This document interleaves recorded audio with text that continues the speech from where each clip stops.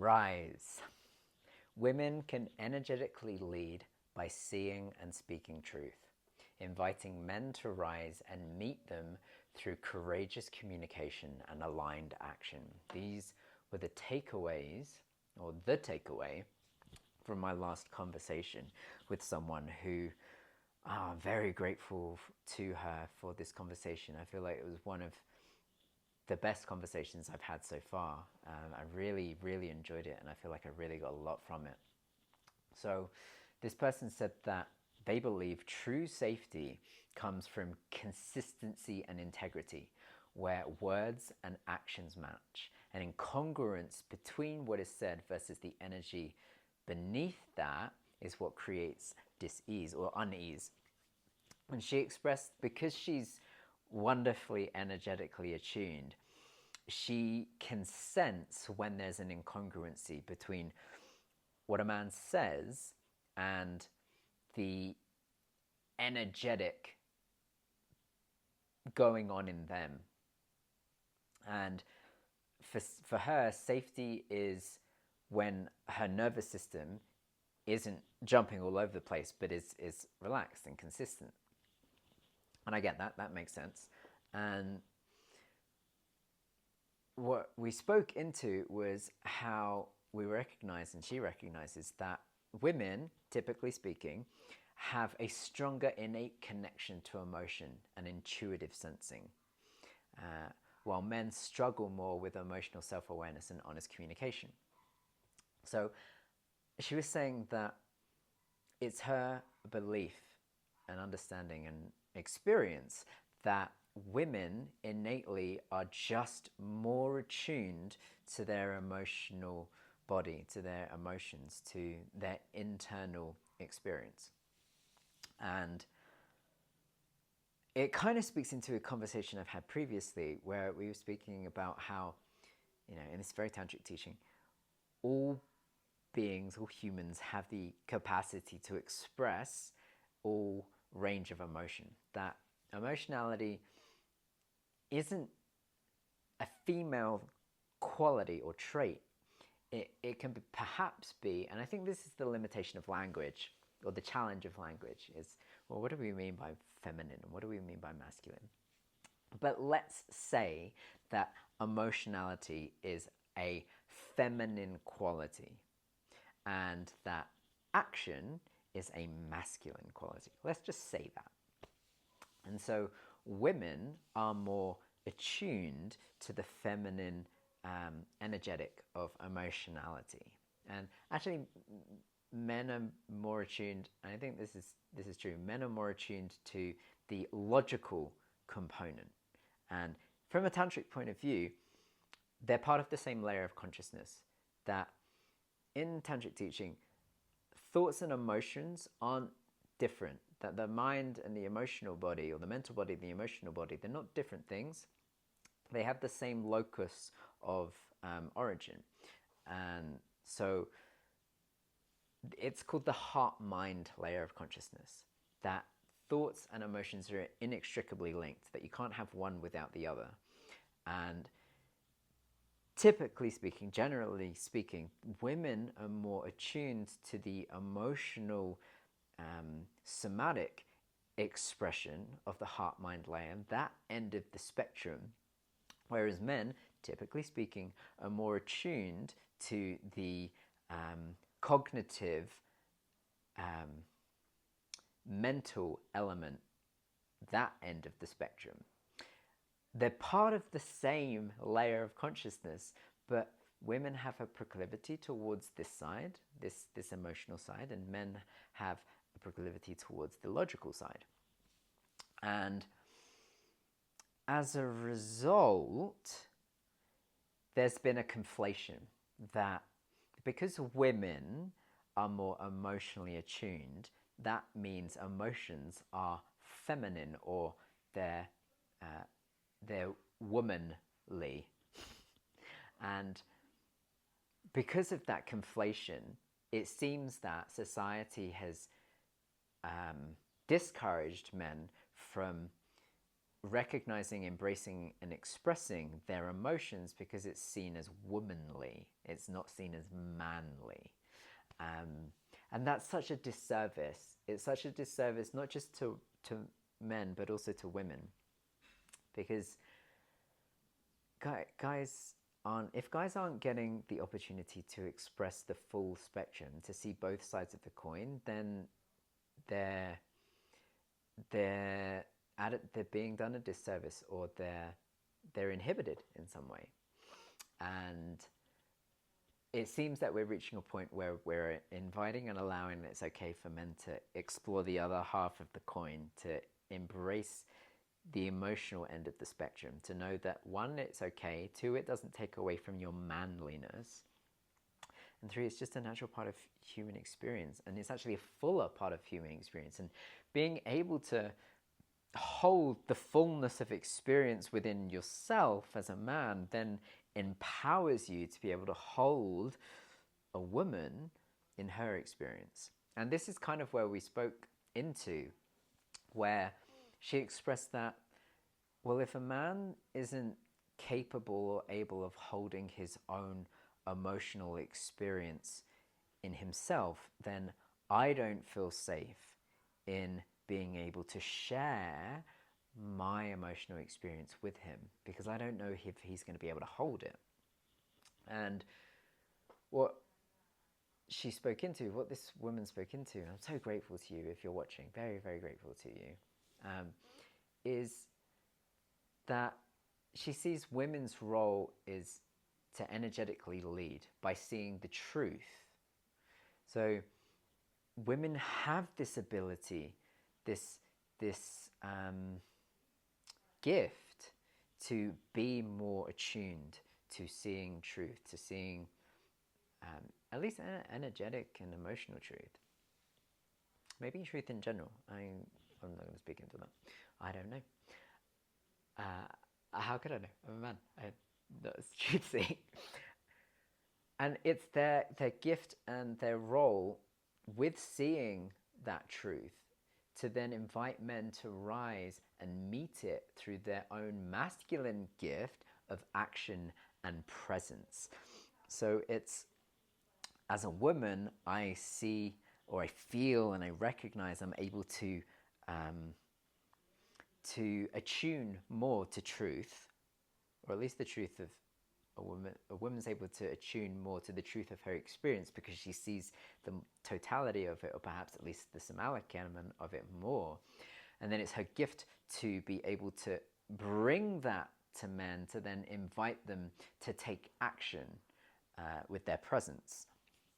And that's really, I find that really interesting and beautiful. And it's the dance of polarity, right? Because if a woman sees the truth, it's then her gift and responsibility, I would say, to then communicate that, because they see it, they feel it, they have the capacity and ability to express it. In doing so, it's then the men's responsibility to drop into receptivity or femininity, to be able to receive that truth and then reside in the masculine of being able to act on it or be present to it, to hold it. And it feels like, and it seems like, and based on her experience, where she expressed how she was on a date with someone and she noticed the man's energy, she noticed the man's energy shift during conversation. And for her, it created a sense of disconnect because she didn't feel safe to communicate it. And this is, I feel like this is the crux of the issue, is, or it's getting to it at least, is can a man, or it's the man's responsibility to be in receivership or opportunity. I want to say opportunity. It's a man's opportunity to be in receivership of a woman's truth and to be able to hold that. That's the masculine of holding, the masculine quality, not male, but masculine quality of holding space, of being in presence.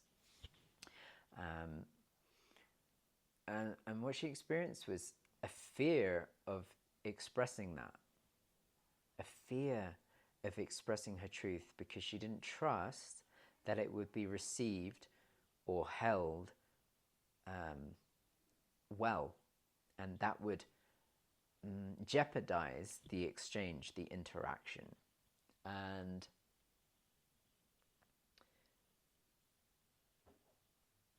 I expressed that men may fear vulnerability. Men may fear, well, I think it's one, can a man be emotionally and energetically attuned enough to recognize that they're having some somatic experience, that something isn't right? And then can they feel empowered enough to express it and safe enough that it will be held? Like, can the feminine or the female hold my... it's the dance of polarity, right? As a man, can I trust you as a woman to step into your masculinity and be in presence to hold my vulnerability as I share the truth of my experience, the truth of my emotional experience? And then as a woman, can you step into your femininity to receive that and hold that and not perceive the man to be less male or manly because they're experiencing and expressing and being vulnerable with their emotional experience? It's such a play. It's such a play, right? So I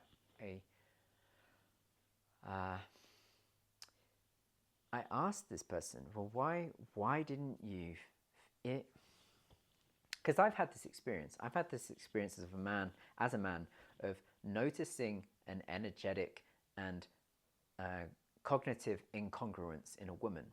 That I've noticed her body respond in a way that her verbiage didn't express back to me. An incongruency between body and mind, perhaps.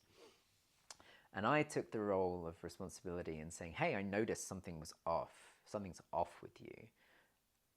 What's going on? Can we talk about it? It's a hard thing to do because, yeah, the fear is, where we got to in the conversation, the fear is that it can lead to the end of the exchange. And that's what happened for me. It was a sexual encounter where I recognized that whilst they were in the space, their body wasn't open to being in this space. And I've called out the incongruence, and it led to this person recognizing that they didn't actually want to be there once they've taken the time to think about it, and there was stuff going on for them. So that ended the exchange. And I was like, yeah, that ended the exchange, but that's for the best. If I take my desire out of the equation and I look at the totality of the experience, whilst the connection ended, ultimately that's for the best. And that's what we perhaps fear, is that if we express our truth, that it will risk the status quo. And sometimes we're not ready to do that. And so what did I learn? That women have the ability... Okay, how do I tie this into tantric teachings? I've spoken about the spectrum of mental, emotional layer of consciousness, that the emotional is at one end of the spectrum, the mental is at the other. It's all the same layer of consciousness. Being able to see and experience the entirety of that layer is empowering. It's not disempowering. I think this is part of where the challenge lies. Because of the conflation of male and masculine and female and feminine, because women have a gift of proclivity towards emotional intelligence, and men are at the other end of the spectrum towards intellectual intelligence, that expressing emotions and attuning to emotions has been perceived as feminine or as womanly, and so discouraged in men. We need to change that, because all emotions are valid and you're allowed to experience them. And not if you're not seeing half the coin, then how can you be fully empowered? That's really where I land on that. It doesn't take away your manliness in being attuned to emotion. It actually adds to it, because it gives you fuller sovereignty to be able to navigate a situation with more consciousness, essentially. And so women being more attuned to that, you have the gift to be able to communicate your experience.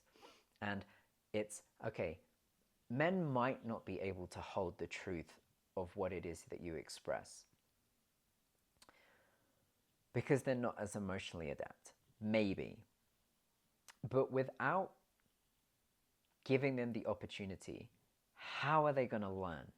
And so there's what I feel the responsibility of females, of women, of the feminine, to actually own your experience and communicate it to men, even if it jeopardizes the status quo, because ultimately truth leads to freedom. Tantric idea that suffering is the result of an ignorance to truth, and if we just abide in and express our truth, then that will lead to liberation. It will lead to worldly enjoyment. So women, I know it may feel unsafe to communicate what's true for you, because perhaps men aren't as capable of holding it yet, because you're asking them to essentially receive and hold something that they're not used to holding within themselves, let alone within someone else. However, in doing so, it gives them the opportunity to practice. And yeah, maybe they get it wrong and maybe they mess it up. But that's part of the learning journey, right? To not express your truth, male or female, does yourself a disservice, but also does a disservice to the person in front of you. And it's, okay, how can we create enough safety that we all feel capable of expressing what's true for us? And that's the responsibility of everyone involved, male and female,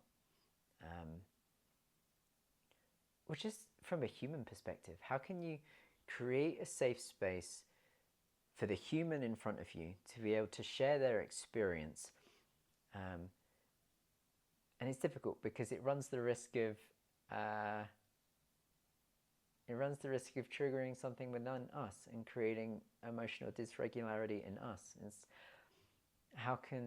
the sovereignty piece. It's like, okay, I need to take responsibility for my own experience and my emotional well-being and mental well-being, just well-being in general, and know that I can receive whatever is expressed because I am a sovereign being and I am capable of holding myself. And that's really hard. It's really, really hard. So this is what relationship I feel is about. It's a practice ground. I've felt this in my relationship, actually. It's like emotional sparring. I used to do a lot of martial arts. I used to get punched in the face a lot. And the more I did it, the more I got used to it, the less scary it became, the more regulated my nervous system became. And getting punched in the face, or the risk of being punched in the face, didn't actually bother me. And I feel like relationship is a little bit like this. It's, okay, how can you get okay with just getting a little emotionally punched in the face, just a little bit progressively more, so that you get used to it and it doesn't impact your nervous system and you can hold it and you're able to just deal with all of the emotional danger, if you will, the emotional challenge, like physical challenge and physical danger, You're just adept and capable and fortified and strong. And it's building emotional strength. Yeah, that's what it is. And men have been encouraged to develop physical strength and perhaps discouraged from developing emotional fortification. And in creating women, for the women who are adept at holding their own emotional well-being, if you can, creating a safe space for men to go through their emotional sparring training, to be able to hold their own emotions, to then be able to hold your emotions, that's going to be the key to bridging the gap and creating not just safety in relationship, but safety in community and safety in society and safety in humanity. So invite men to rise in relationship. That's where we're at. Thanks, women. And thanks, guys. And if you're wanting to be part of this conversation, I invite you, because we all have our experiences around safety and trust, whether you're a man or a woman. And if you're open to exploring that, then please get in contact.